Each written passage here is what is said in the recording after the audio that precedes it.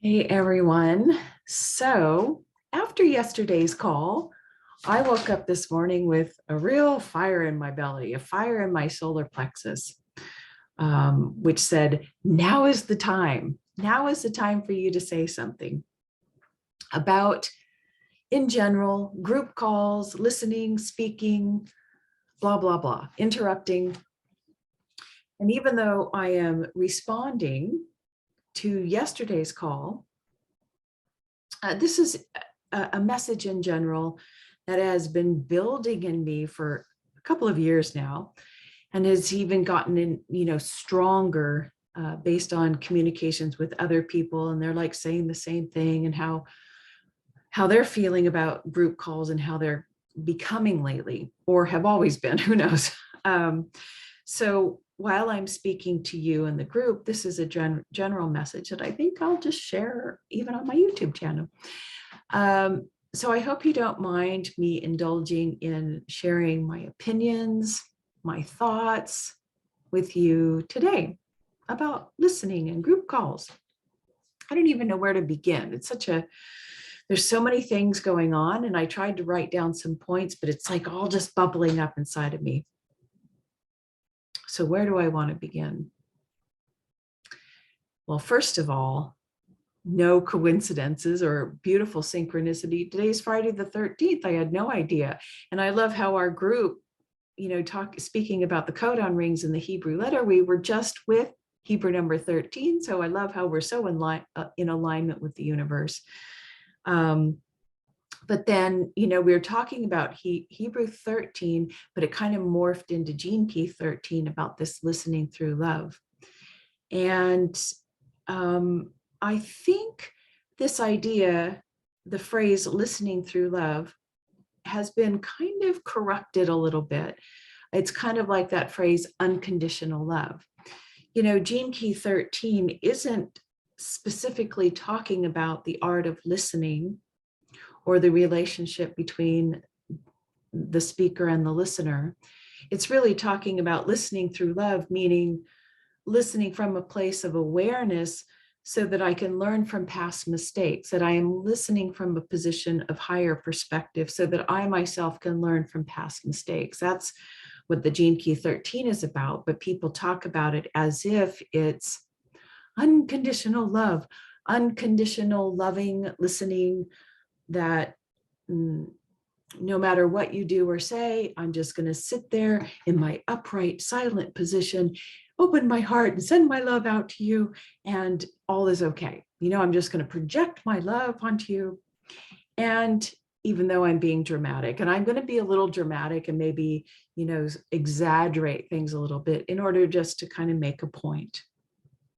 It's like that unconditional love. I think the ego has corrupted it to say, yeah, I have to unconditionally love everybody and send love to them and be in this place of love, love, love. And really, it's not unconditional love.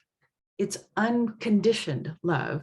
And so it's the same thing about this unconditioned place of listening, where you are listening in that from the state of emptiness, so that a true response can rise up in you to the situation or the person, right? And that response can be fierce. It can be socially unacceptable. It could go against the rules. It can turn someone away from you. So I think that's what's happening in our community group calls, that we have taken this listening through love a little too far.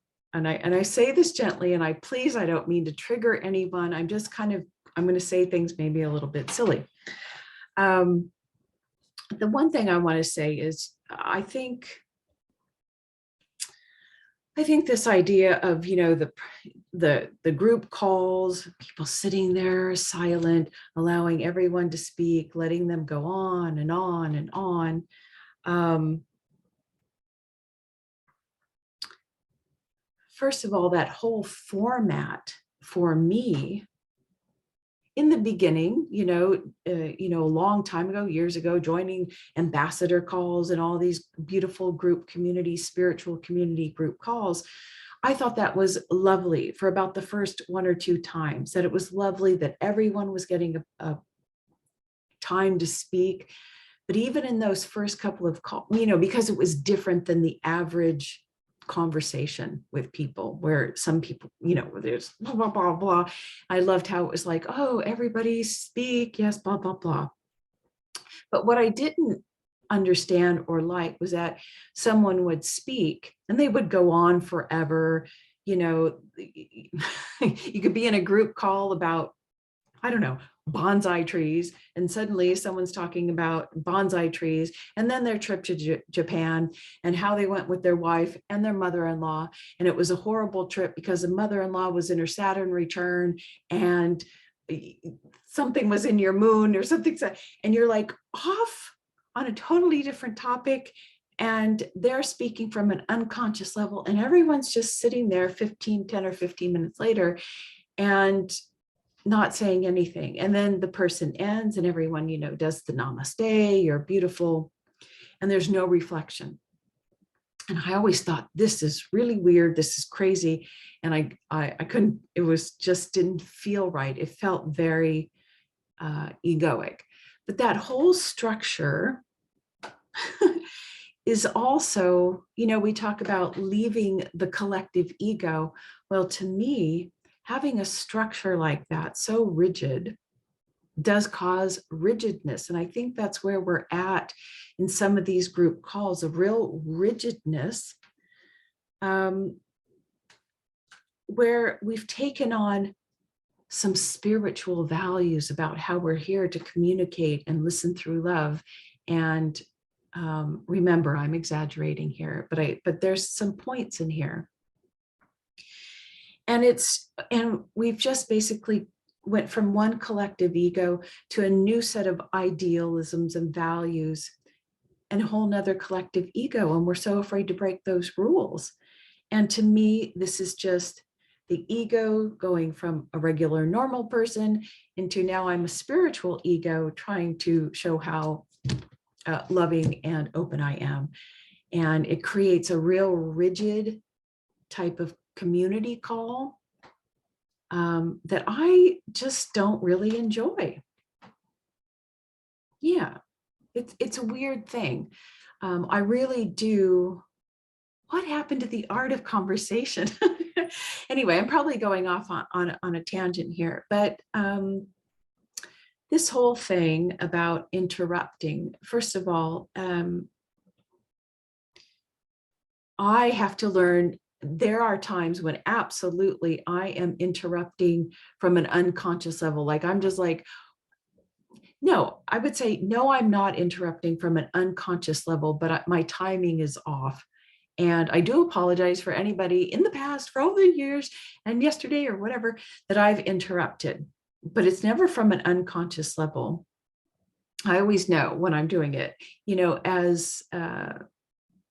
thought, this thing of rigidness, like what happened yesterday in the call, there was such a huge potential for something beautiful to happen.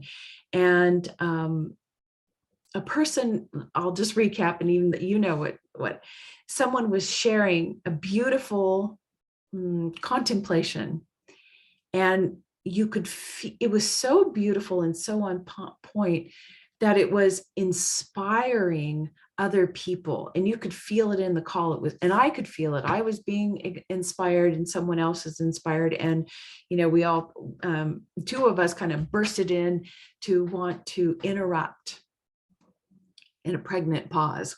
And I actually, to me, that's a beautiful moment. It's a beautiful moment of spontaneity and creativity, that people are being inspired. They're like little kids. They're so excited. Now, granted, of course, we could have waited, right? But in that moment of purity and fun and creativity, I really enjoy that type of space. That's like a organic conversation and a back and forth. And And those types of interactions can lead to like a real expansive, fun, creative energy where this person has their perspective and this one has their perspective. And then it's like swirling around. And it's like, yes, bringing in the 13th element into a concept that was being presented and creating a new concept. It could have been a real beautiful moment. Anyway, so I think we lose the spontaneity of these types of conversations in our group calls by holding to this very rigid structure. Yeah, that's just one opinion that I want to share. But I also, when I am part of a call and I'm sort of like, I'm a collaborator and I feel semi-responsible for the container, if I'm in partnership with someone, and I'm resting in that empty space and I'm listening to someone, and suddenly, sometimes I interrupt and it's like, okay, I was socially unacceptable and I get that, I apologize, but I'm never unconscious about interrupting. But 80% of the time, 70% of the time when I'm interrupting, it's by design. I'm doing it on purpose in these calls because what's happening, I'm resting in this empty space and suddenly my body will start, I can feel it. Something's rising in me. And then I can suddenly feel like, oh, the whole attention of the group is going, we're going off into the weeds. And yes, there's some shadow aspect of trying to control the environment. But I think when you're part of the container, that part of the structure of the container, controlling isn't a bad thing. But anyway, I will interrupt on purpose in order to try to bring back the relevance of the call. And, I checked in this morning and I threw the coins to get a hexagram to try to get a little bit more clarity on what I was trying to say or what I was feeling. And I mean, what are the odds? I mean, it still amazes me to this day how you can throw coins and get the exact answer that you need for the topic. And what came up was I got the 23rd hexagram. And while the hexagram was a little bit convoluted for this particular topic, I asked, is the gene key most relevant? I got a hot yes. And so you go to the gene key. I urge you to please read the 23rd gene key, particularly the shadow. And it talks about directly to the speaker talker relationship and what happens that when that bubbling rises up, when the conversation or something is becoming unconscious, right? So what are the things that I wanted to say? It seems like when I think that there are genuine, true self interruptions that need to happen. And to save someone, it's like, I think sometimes an interruption can be viewed as an act of mercy or an act of grace to pull the other person back in, to say, please come back. You're in a story, you're going somewhere. Oftentimes it's the listener who gets hammered if they've interrupted, but it's at some point as a speaker, you have to be responsible and speak consciously as well. You're responsible. If someone is interrupting you, something unconscious is happening here as well. So we really have to work on our dynamics of conscious speaking directly to the topic at hand, learning how to answer directly. And that shouldn't take more than 2 or 3 minutes at the most. If you're really talking from what is What is your personal relationship to this topic and how you feel about it, not what the mind knows and what the mind wants to try to teach another person. All these stories are resting in the ego, and the ego looking for recognition, when really most of these calls, and once again, I'm talking calls in general, I'm not pointing to this particular group at all. When most of these spiritual group calls are really about healing ourselves, and we end up like far from it, and let me see. So not only does the listener have a responsibility, but the speaker does. We need to learn to speak much more consciously and clearly, and really, like, has the speaker actually heard the topic and the question? Yeah. Okay. So what else? At what point is interruption an act of mercy or grace? I did it like I always like to check in with life, higher mind, to see if I'm on the right track. And I did get a little commentary. And what I got was, this great listening debacle on your planet has been greatly overrated. There are times when listening burns the heart and when listening burns the soul. We mean it. It is either passionate and heartfelt or soul crushing. It matters not the subject, but the tone and from where the speaker is speaking from. Is he speaking from the true self or from the little self?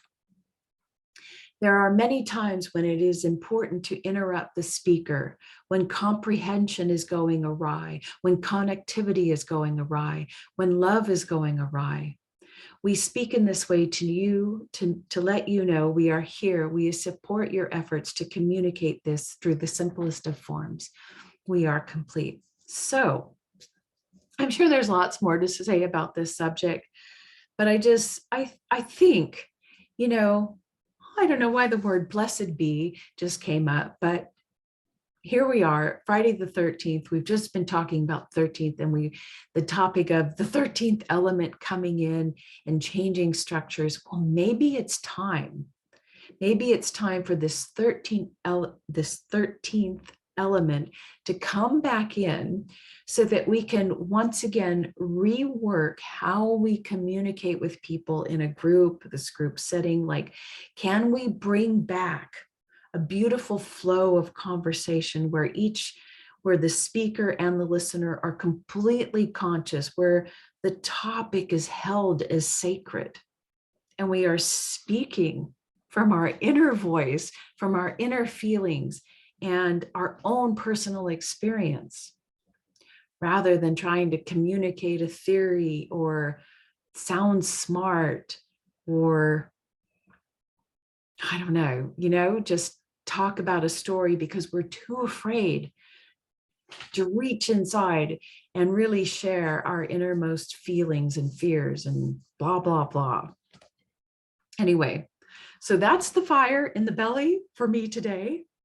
Let's see if we can do this. Can we change the way we communicate and be more conscious? Okay, I hope you made it through that diatribe. Until next time, bye.